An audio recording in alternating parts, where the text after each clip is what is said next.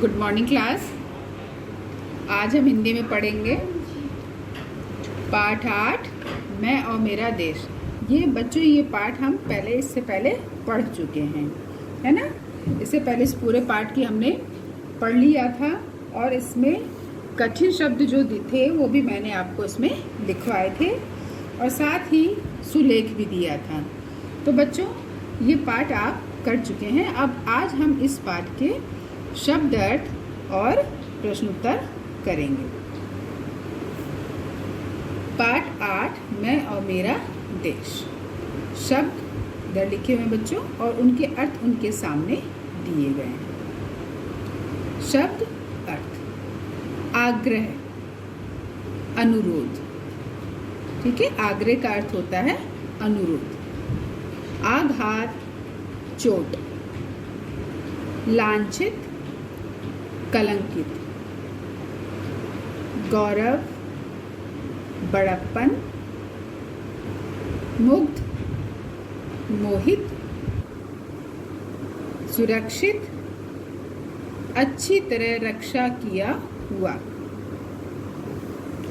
संस्कृति, शुद्ध आचरण की परंपरा। अपशब्द, गाली गलौज। बच्चों शब्द अर्थ में एक बार फिर से बता रही हूँ। आग्रह, अनुरोध।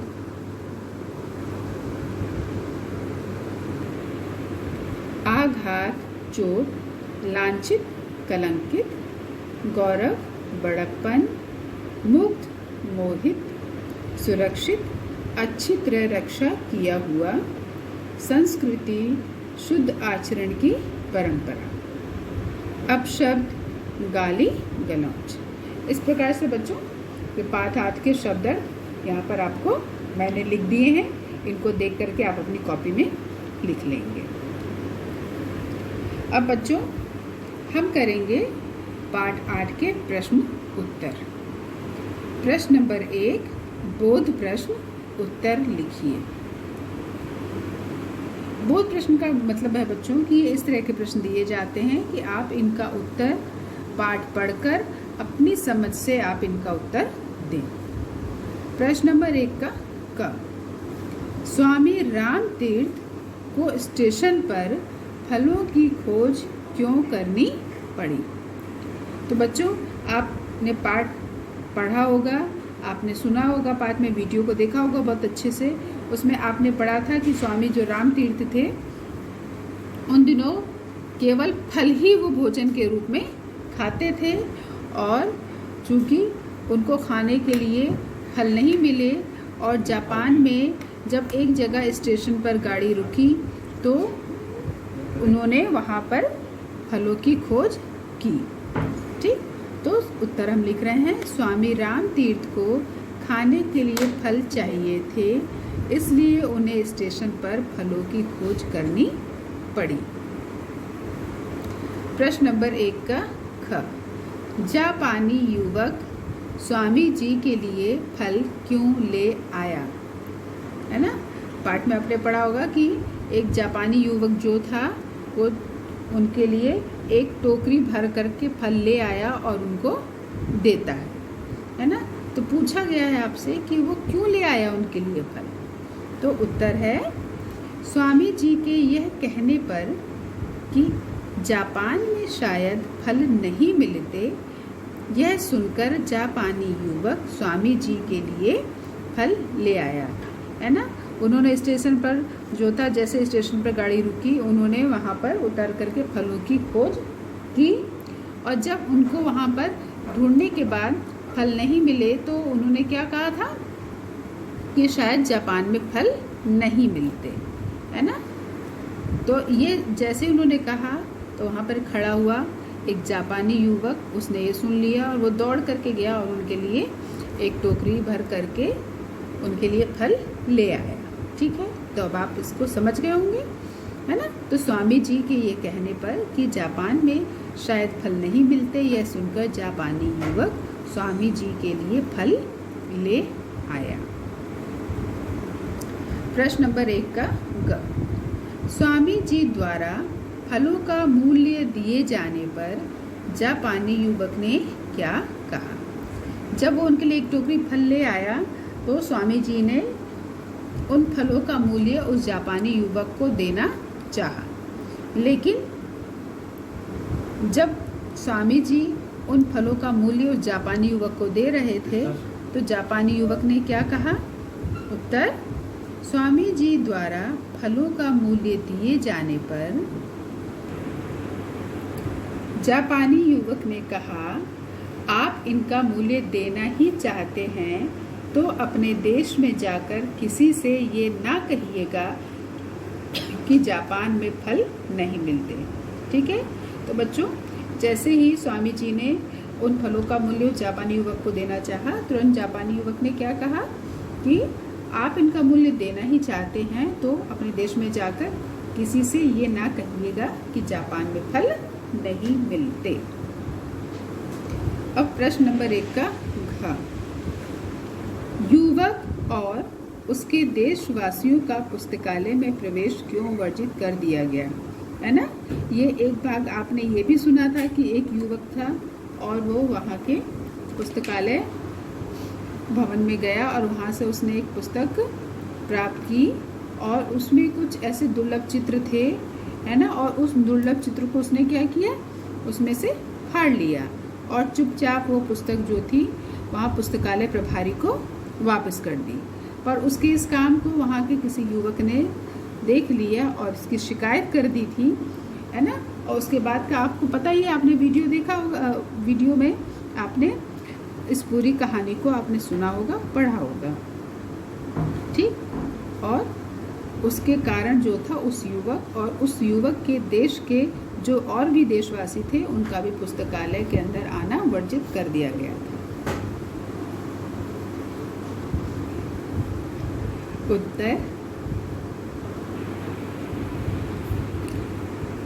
उत्तर युवक और उसके देशवासियों का पुस्तकालय से युवक द्वारा प्राप्त पुस्तक से दुर्लभ चित्र चुराने के कारण प्रवेश वर्जित कर दिया गया।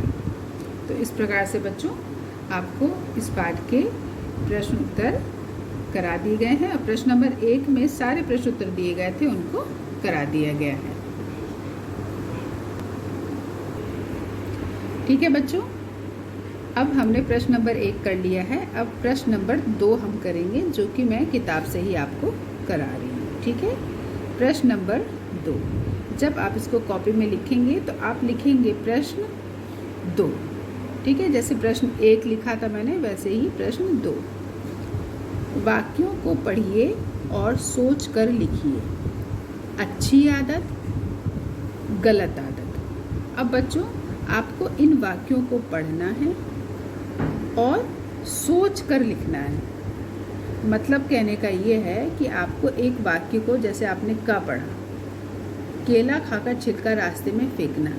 अब इसको आपको पढ़ना, जैसे भी पढ़ लिया, और फिर सोच के इसका उत्तर देना है आपको कि ये अच्छी आदत है या गलत आदत है। तो इसी तरीके से हम ये सारे जितने भी वाक्य हैं इनको सबको कर लेंगे। ठीक है, तो चलिए करते हैं। वाक्यों को पढ़िए और सोच कर लिखिए। अच्छी आदत या गलत आदत। क, केला खाकर छिलका रास्ते में फेंकना। अब ये बच्चों अच्छी आदत है या ये गलत आदत है कि हमने केला खाया और चलते चलते केला जो था वो कूड़ेदान में ना डाल करके हमने कहाँ फेंक दिया, रास्ते में ही फेंक दिया। तो बच्चों ये क्या है, अच्छी आदत है? नहीं, ये क्या है, गलत आदत।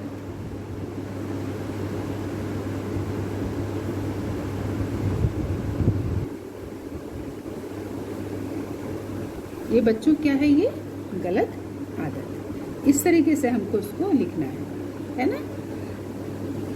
फिर है ख, अपने घर का कूड़ा बाहर सड़क पर फेंकना। हम लोग बच्चों क्या करते हैं कि अपना घर तो साफ कर लेते हैं, है ना, खूब अच्छे से झाड़ लेते हैं, सारा कूड़ा सब बिल्कुल अच्छे से निकाल लेते हैं और उसको क्या करते हैं, हम अपने घर के बाहर सड़क पर फेंक देते हैं, है ना, जो कि तो ये आदत क्या है, अच्छी आदत है या गलत आदत है? जबकि हम बार बार पढ़ते हैं और बार बार सुनते हैं कि हमें क्या करना है, अपने घर को तो साफ़ सुथरा रखना ही है, पर हमें अपने पास पड़ोस को भी साफ़ रखना है, हमें अपने घर के बाहर भी सफाई रखनी है ना। तो उसके लिए जब हम बार बार पढ़ते हैं और उसके बाद भी यदि हम ये काम करते हैं कि अपने घर का कूड़ा सड़क पर फेंकते हैं, तो क्या है ये गलत आदत।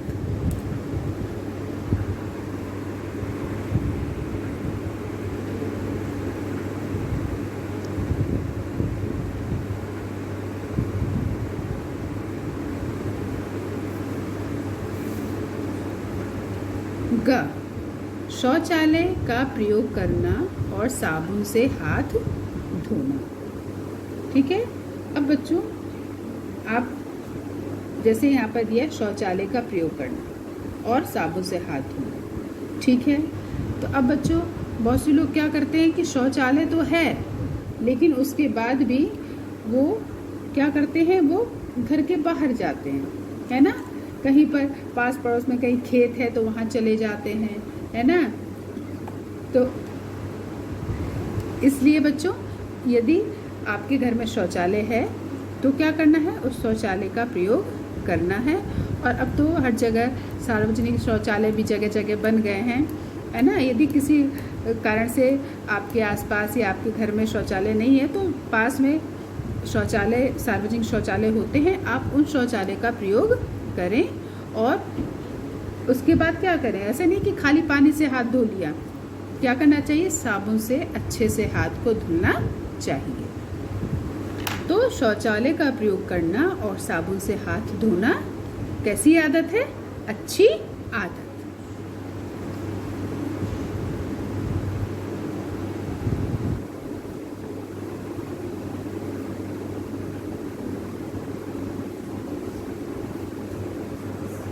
घ, पुस्तकालय से पुस्तक लेकर पढ़ना।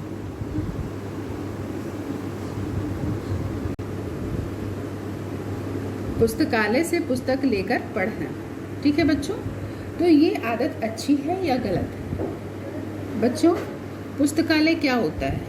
पुस्तकालय वो भवन होता है जहाँ पर कि विभिन्न प्रकार की पुस्तकें होती हैं, ज्ञानवर्धक पुस्तकें होती हैं, कहानियों की किताबें होती हैं और शिक्षा देने वाली कहानियों की किताबें होती हैं, है ना। आपके सामान्य ज्ञान को बढ़ाने वाली किताबें होती हैं, ठीक है। तो वहाँ पर आपको इस तरह की किताबें मिल जाती हैं। आप जिस प्रकार की जो पुस्तक पढ़ना चाहते हैं वो आपको पुस्तकालय से प्राप्त हो जाएगी, ठीक है। तो पुस्तकालय से पुस्तक लेकर पढ़ना ये कैसी आदत है बच्चों? अच्छी आदत।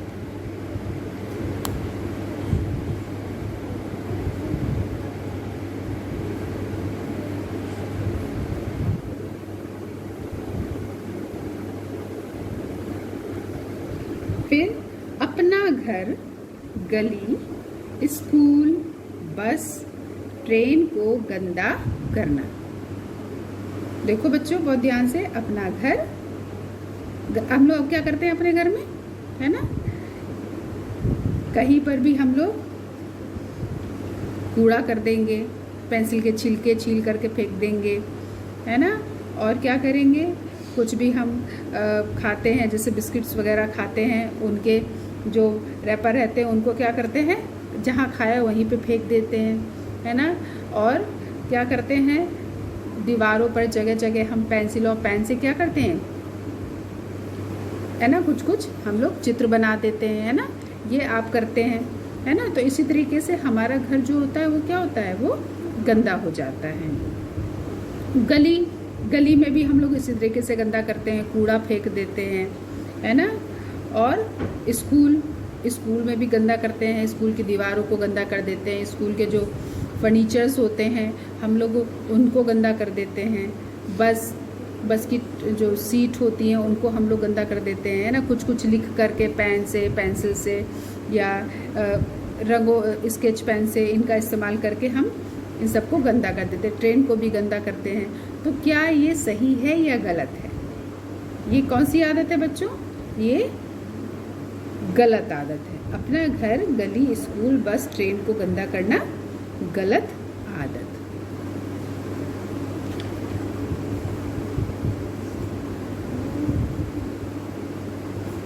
गलत आदत। पौधे लगाना और उनकी देखभाल करना। ठीक है, अब बच्चों ये क्या है? पौधे लगाना और उनकी देखभाल करना। ये कैसी आदत है? ये अच्छी आदत है, क्योंकि आपने देखो पाठ 7 में भी आपने पढ़ा था रमैया की हरी भरी दुनिया। उसमें आपने देखा था कि वो क्या चाहता था, वो पृथ्वी को हरा भरा देखना चाहता था, और इसके लिए वो हर जो कोई भी मिल जाता था उसको पौधा देता था, है ना, और वो दूसरों को भी पौधा लगाने के लिए प्रेरित करता था। तो पौधा लगाना और उसकी देखभाल करना ये अच्छी आदत है।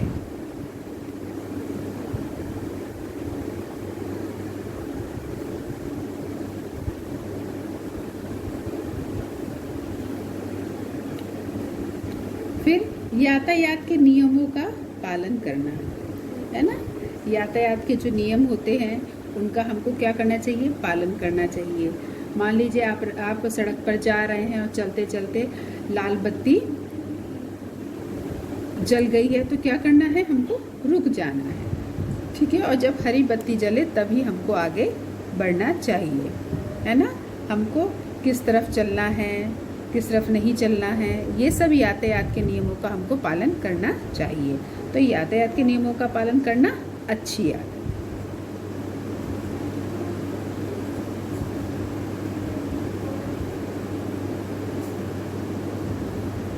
उत्सवों, मेलों, रेलों और खेलों में धक्का मुक्की करना। बच्चों, जब कोई उत्सव होता है या मेले लगते हैं और खेल हो रहा होता है या रेल में आप सफ़र कर रहे हैं, तो अक्सर क्या होता है, जब भीड़ होती है तो उसमें धक्का मुक्की बहुत से लोग करते हैं, एक दूसरे को धक्का देते हैं, है ना, ताकि वो आगे निकल जाएं, या ज़बरदस्ती किसी को परेशान करने के लिए धक्का दे देते हैं। तो ये सब क्या है? ये गलत आदत है ना, अच्छी आदत नहीं है। तो उत्सवों, मेलों, रेलों और खेलों में धक्का मुक्की करना गलत आदत।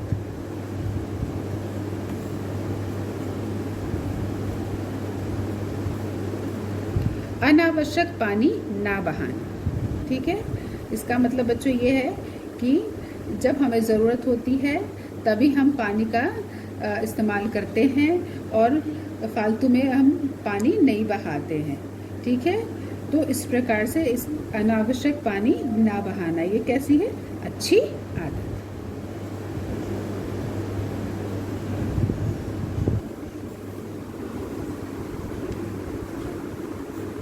हर दिन समय से स्कूल आना। ठीक है, लेट नहीं होना है, देर से नहीं आना है, बल्कि स्कूल का जो समय है उससे 5 मिनट पहले ही स्कूल पहुंच जाना। तो ये क्या है? हर दिन समय से स्कूल आना। तो ये क्या है बच्चों? अच्छी आदत।